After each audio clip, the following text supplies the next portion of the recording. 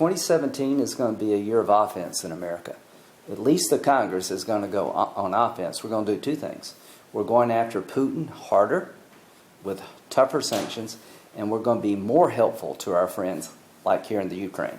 Senator McCain led the effort to increase the amount of money we can provide to the Ukrainian military. I hope as an appropriator we hit his number and then some to send a signal to our allies that you can count on America. And provide defensive weapons for the Ukrainian military so they can better defend themselves. The Congress will pass new sanctions. I'm convinced of that. Whether President Trump signs them, I don't know. But if 2/3 of us vote for sanctions, they become law. The Congress is going to authorize defensive weapons that are lethal. We did it last year. We're going to do it again.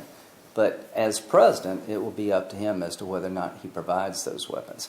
These are two examples where the Congress can impose sanctions even without the president's support. But when it comes to providing military weapons, it will be up to the president. And I can promise you this, that the overwhelming majority of the Congress will vote in support of providing defensive lethal weapons to the Ukraine.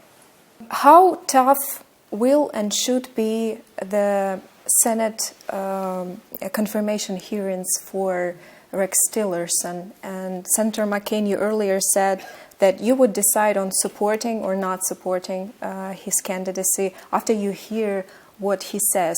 So what would you want to hear from him to support his candidacy?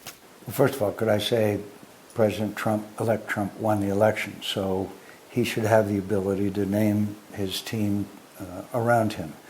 But I have significant concerns about Mr. Tillerson. A great part of it is his record of relationship with the Russians, his relationship with Vladimir Putin, who we met with families today that his people have killed and are holding prisoner.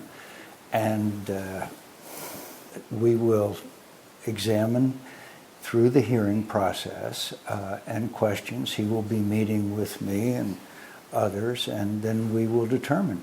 But I have serious concerns about his record. And it's not just that he received an award, a high-level award from Putin, but it's also because he has called for lessening the sanctions, reducing the sanctions, eliminating the sanctions in his role of the CEO of a major company. And he may have a strong business background, but what matters to us today in Ukraine and visiting these other countries is that we have a long history. We're coming on the 25th year of these countries declaring their independence and America standing with them. And we can't let that be lost.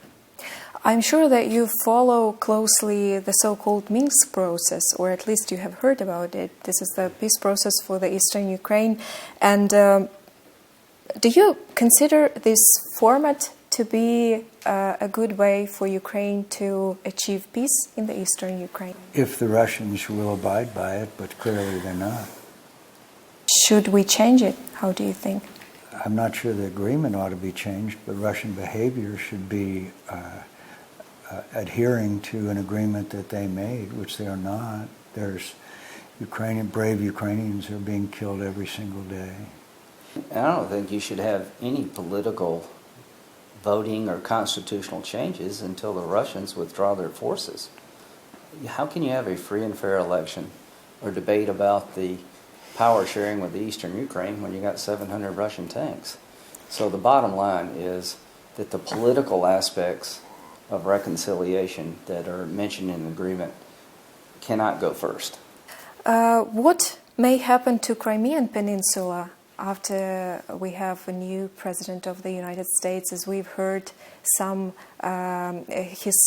worrying statements made by him that he may reconsider the position of the United States regarding the Russian annexation of Crimea.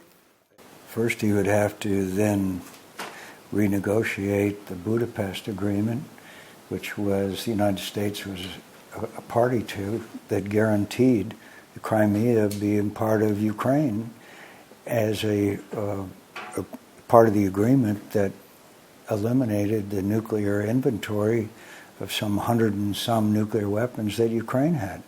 He's clearly in violation of an agreement that the Russians entered into, showing the record and the attitude and the performance of Vladimir Putin, who is a thug and a murderer. We're not going to make any kind of a Faustian bargain with Vladimir Putin, which would interfere with and undermine the freedom and democracies that exist today that have become functioning democracies as an example to the rest of the region and the world. Mm-hmm. To do such a thing would be a betrayal of everything the United States not only stands for, but has fought for.